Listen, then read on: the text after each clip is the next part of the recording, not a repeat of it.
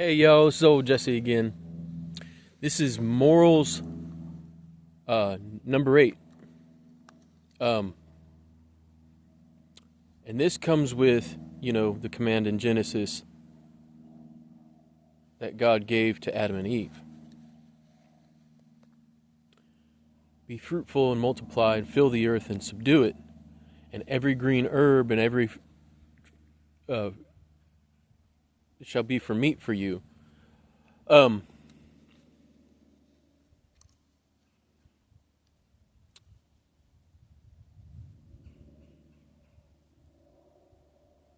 it's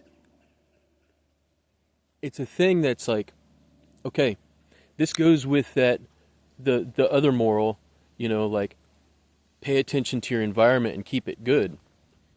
But this is different. This is where Christianity diverges from the ecologist and the nature worshipping pagans and everything else. Like even our form of keeping the environment is different. You know, this is we are the subduers of our environment. So we get to make the environment what we want it to be, and use its resources well. We get to conquer and tame the animals. We get to, uh, you know, force trees to and plants to grow the way we want, and animals to grow the way we want as breeding programs. We get to do everything and be in command of the earth and all of it. So, you know, when you look at that and you compare that to that thought right there to other societies, Judeo-Christian, Jewish society in particular, and Christian societies also, are societies that pretty much wherever they live, they conquer and develop lands, and they make the land cultivated like gardens and big agriculture and things of that nature. And they make their cities the way they want. When you look at other societies like, American Indians, in the old days, very nature-based, they just wandered, picked fruit. They didn't conquer anything. They didn't really try to breed too much of anything except for horses once we brought them over. Before the white man came to America, they didn't have any farm animals to speak of, that I know of. Maybe a couple turkeys here and there or whatever. And then you look at other major pagan societies where, like, in China, they had major problems not pacifying the predators like tigers and stuff for years and years and years and years. And they had farms and stuff, but it wasn't as nature wasn't as conquered as it is in Europe and in the United States and Canada and Australia. And even South America in places. South America is Catholic for what it's worth, and so is Europe. So this is even if I don't agree with that form of Christianity, it's a thing that Christians and Jews do. You look at Israel from the time the Jews got there until now, has been nothing but conquering and cultivating and improving the land. And they did it for the benefit of themselves and the benefit of the land and the animals there. And even their enemies that live there now benefit from their production and their cultivating of the land. So that's a thing. And then you get to the, like, what was the first type of food that God gave to mankind? It was anything that's a plant, pretty much. It was the first thing. Meat was not given to man to eat until the flood. Till after the flood, actually. And so at the start of humanity, we had 700 years of vegetarianism, or something like that. And today, a lot of the Jews practice vegetarianism because of kosher law, because it's much harder to practice kosher in the diaspora.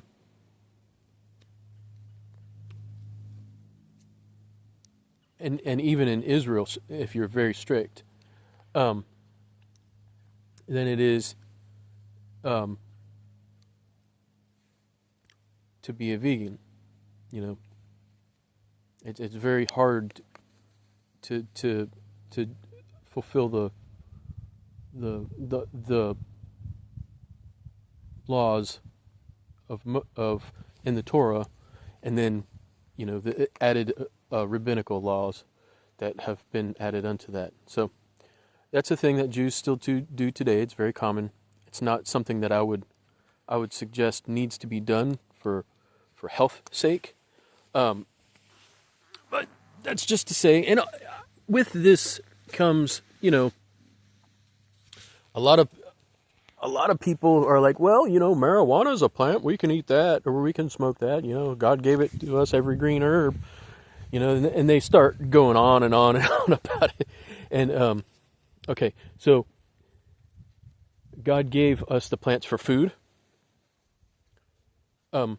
for specifically for meat to eat, and not to be misused. Okay? It was given to us.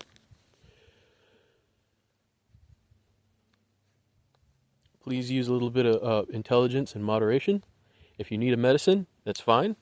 And if you don't need it as medicine, then don't overly recreate. Okay? Very simple. But, I kind of wanted to talk about the whole philosophy of conquering the earth, like it's a Christian thing to go out and make a new tool, or Christian and Jewish thing. Predominantly Jewish is the making of new tools. They're fantastic at making new tools. I don't know why, but Jews make some of the best tools in the world. But it's a Jewish and Christian thing to make a tool, go outside, and do something like plow a field with a complex machine. Okay? It's a very Christian thing to build a nation with a vast network of roads, and those roads be paved and maintained.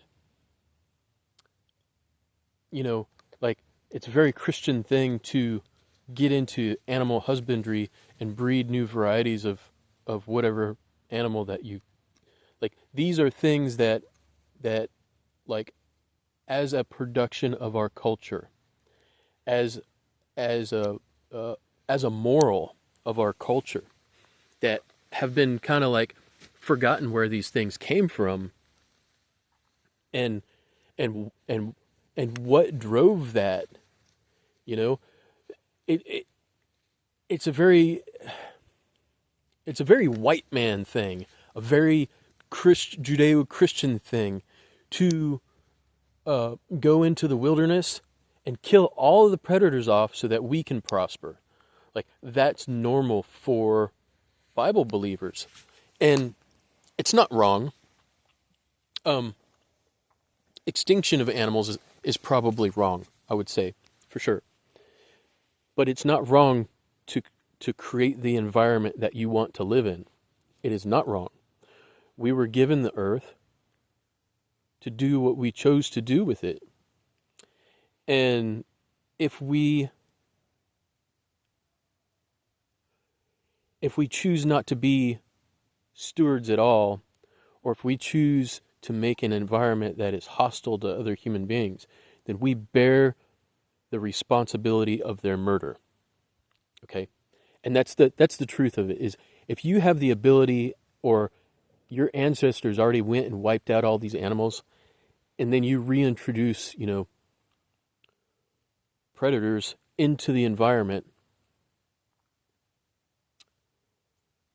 then you bear the responsibility of murder. You are a murderer if that predator kills somebody or somebody's kid. There's no nice way to say that. There's no kind way to say that. And along with that goes like, hey, if we go out there and we build something in the world or make something dangerous in the world that could possibly poison somebody else, we bear the responsibility for that also.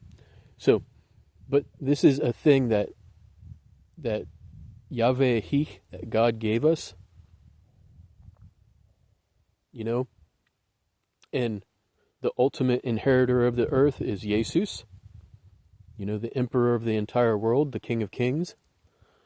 And we are here as residents, and we are part of mankind, and we have been given the earth to conquer and to make it the way we want as Christians and as Jews and as believers of the Bible, So consider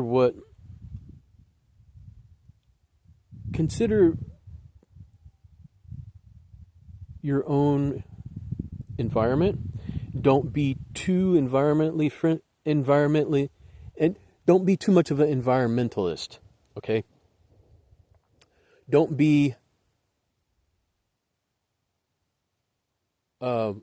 love nature so much that you would hate another person for trying to make a living. Don't be so, I won't say liberal, don't be so human hateful that another person can't go out there and hunt for food and dig in the dirt and uproot a couple trees, or maybe fill in the swamp a little bit because they need a place to build their house. Like, that's a thing that's like, we were put on this earth to conquer it and to make it the way we want. If we end up messing something up, then we'll just go back and fix it, Like, if something gets really bad messed up, let's figure out a way to fix it and to make it so that it's nice in the way that we want, or in a way that we can accept, and also so that the other parts of creation can survive, and so that's a thing that's like, all right, this is a Christian moral, a Judeo-Christian moral, to go out there to make the earth, into what we want it to be, put a farm in, put orchards in, put fences up, build houses, put in roads, dig canals for transport, and burn a couple trees down, and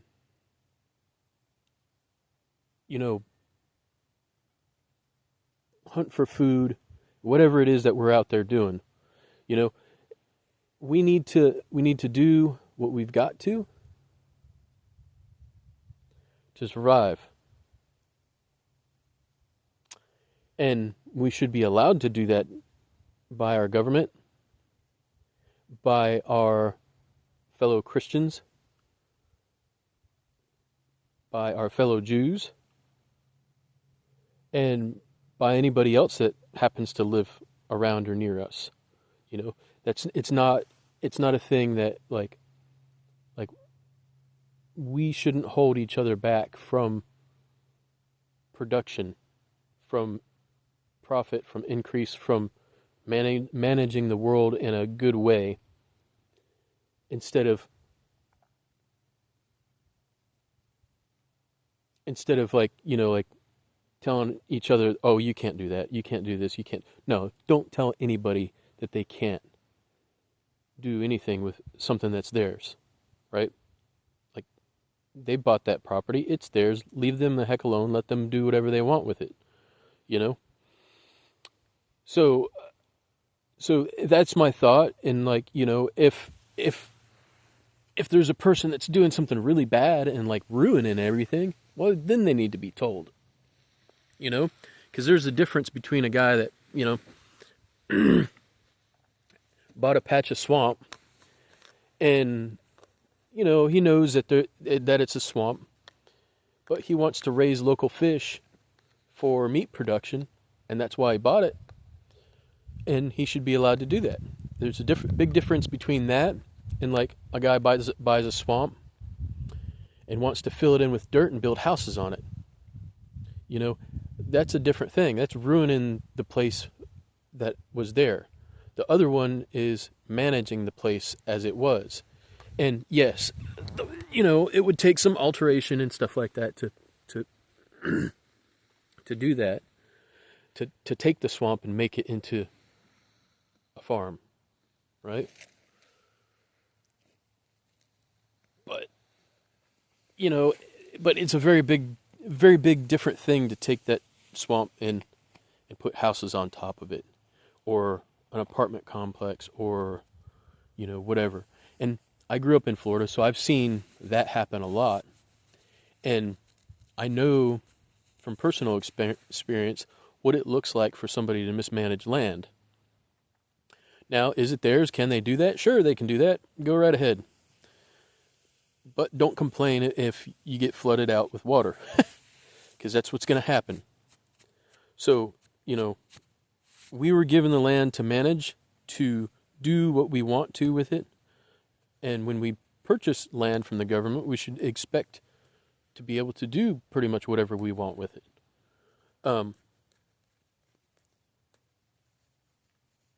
And so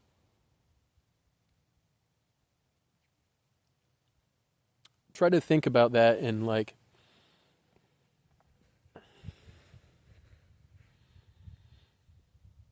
and conceptualize your philosophy on environmental stuff.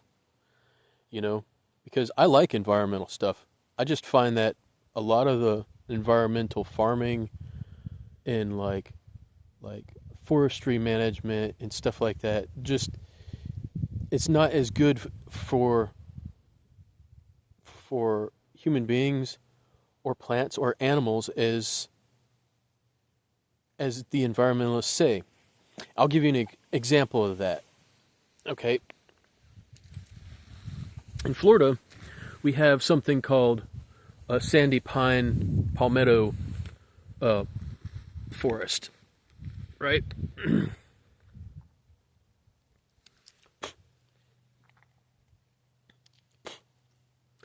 And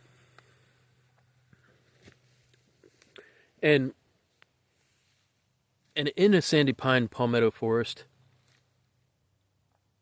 you have pine trees, maybe some scrub oak, a whole bunch of palmettos,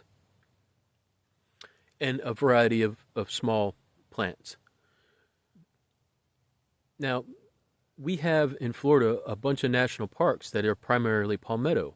You can't walk on it, or you can, but it's not very fun to walk through a palmetto patch. I don't know if y'all know that. Just like it's not very fun to walk through a raspberry patch. And so my concern with that is that like there's no food production. The deer don't like eating palmetto. The deer don't like eating pine. Okay? The palmetto seeds come ripe once a year, and then like that's what all the animals eat for a long time, and then when they're gone, that's it. They have to like scrounge and scrape for other stuff. And you know, there's some grass here and there and some plants that come available sometimes. But typically speaking, there's wildlife in that type of area, but it's not abundant wildlife. You know? And so my philosophy is like, okay, well, if we went in there and we planted basically what amounts to be a food forest, because Florida does sustain a lot of fruit trees and bushes and herbs, and they will get prolific if you let them. Um, that that can guarantee more food for the wildlife year round. It can create more food for the poor, the beggar, the hobo. They it can it can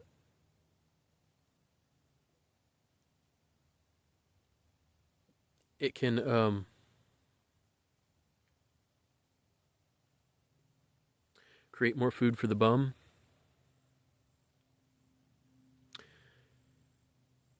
and even for the folks that, just maybe you got enough but you just don't want to spend no money. You go out there and pick a couple things and you'll be happy. Okay, that's what a food forest can do. And yeah, it takes human management. There would be a lot more park rangers for something like that. I would imagine there would be a fair amount of irrigation and infrastructure that goes into something like that. And but it has good benefit for mankind. Okay. The other alternative would be go in there and just mow all the palmettos down once in a while until they're vastly reduced from what they are, so that you have pines with grass that the deer can actually eat. And then you'll get more rabbits with it, and you'll get more other creatures, other herbivore creatures. And and with that comes the predators, because the predators like to eat the herbivores, right? So that's a thing that's like, all right, I've lived here, and I've grown up in Florida my whole life, and I've driven around the United States, and I know, and especially in these parts, that the land is useless if you can't walk through it. You can't even hunt on the land down here, the way the ecologists have maintained it and maintained our parks. Like, it's not like up north, where you go up north and you can walk through the woods for miles and miles and miles and miles and miles. It's not a stinking jungle. Here, it's a jungle. You walk through it, there ain't no walking through it. There's vines and bushes and trees and palmettos in the way. And it's like, all right, well, our forestry needs to be managed, and it needs to be managed in such a way that it's for human benefit, not for like animal benefit, or not necessarily not for ecologist benefit. That's the wrong way to say it. If humans managed it, it would be for animal benefit.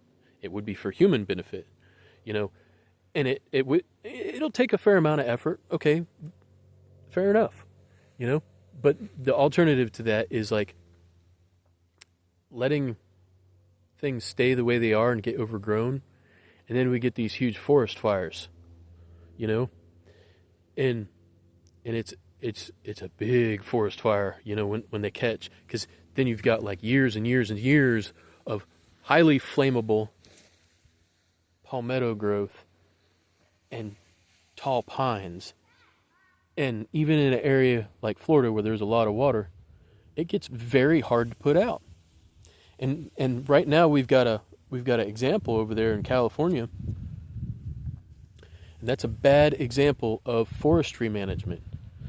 And the thought is like, okay, well, get everybody out there.